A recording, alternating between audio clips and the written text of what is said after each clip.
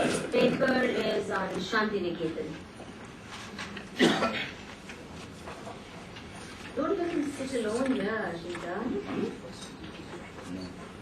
Khali chair.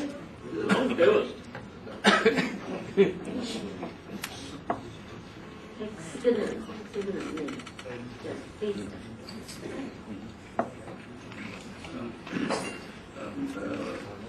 My paper is entitled The Ashram as Utopia, the Fate of Rabindranath's Shantiniketan. Rabindranath, in the early 20th century, built a great public institution.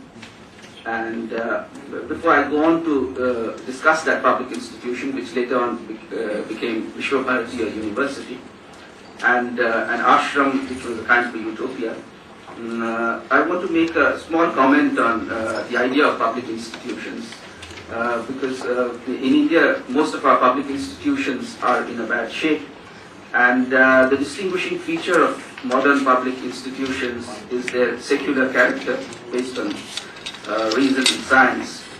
And the university is supposed to be a major public institution of our times.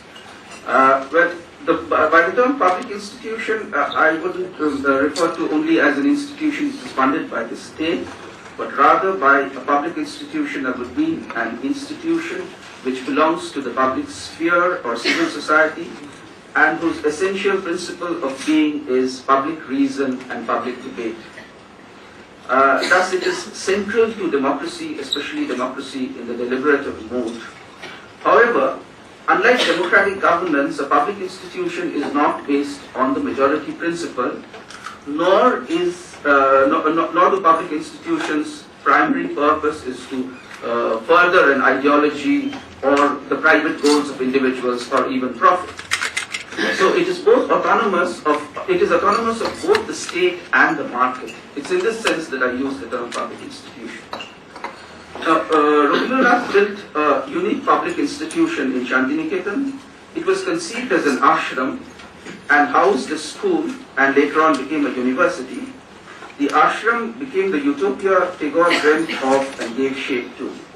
In the middle of the 19th century, Tagore's father, Maharshi Debendranath, found solace in a place near Bolpur in the district of Birbhum in Bengal, and there he founded an ashram for meditation, and he called it Shantiniketan, or the Abode of Peace. In early 20th century, Rabindranath founded a small school there and called it a Brahmacharya Ashram.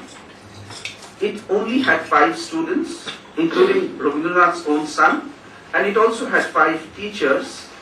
3 of them were Christians, including an Englishman. It was later called Brahmacharya Vidyalaya. He wanted to model it on the Vedic Tapovans or forest academies of ancient India. Over time, the school and Tagore's ideas on education evolved, and in 1921, he founded what today would be called a global and a private research university, but firmly rooted, called Vishwa Bharati.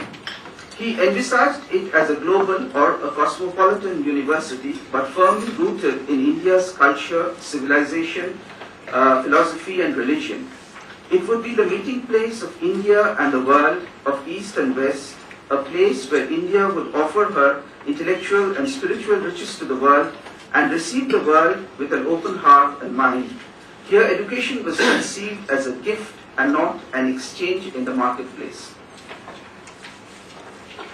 Thus, we find a university which is quintessentially a public institution, not founded on the typical modern premises of secularism, science, and nationalism.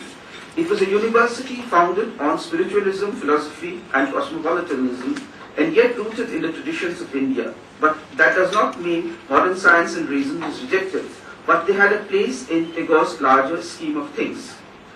And before he died, Rabindranath requested Mahatma Gandhi to look after it, and in 1951, Jawaharlal Nehru piloted a bill in Parliament to formally convert Vishwa Bharati into a central university.